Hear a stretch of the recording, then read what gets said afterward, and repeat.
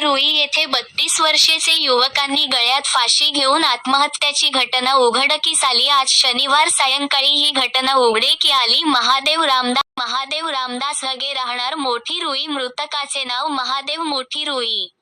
येथे आपली पत्नी लेकरासोबत वास्तव्यात होता. तिची आई 3 वर्षापूर्वी निधन झाला होता. वडील हालाकीचे परिस्थिती मुळा पुणे येथे कामाला गेले होते. सध्या तो पत्नी आणि लेकरं सोबत राहत होता. पत्नी आणि मुला गाव गेली असताना महादेव यांनी आपल्या राहते घरी दोरी याची सहायताने गळफास घेऊन आत्महत्या केली. ही घटना समोर आली. हे घटनेची माहिती किशोर पोलीस पाटील यांनी दिग्रस पोलीस ठाण्यात कळवली. त्यानंतर पोलिसांनी घटनास्थळ पंचनामा केला. मृतदेह सरकारी रुग्णालय शवविची पाठवला. शोभाविची दहन नंतर कुटुंबियाचे ताब्यात दिला. तिचे कुटुंबात वडील, आजी, बहीण, पत्नी, 1 मुलगा, 2 मुली एवढा कुटुंब होता. या प्रकरण पोलिसांनी आसामीक मृतकाची नोंद केली. मुळे पुढील तपास सुरू. Maharashtra 25 news channel Bablu Shekhar reporting.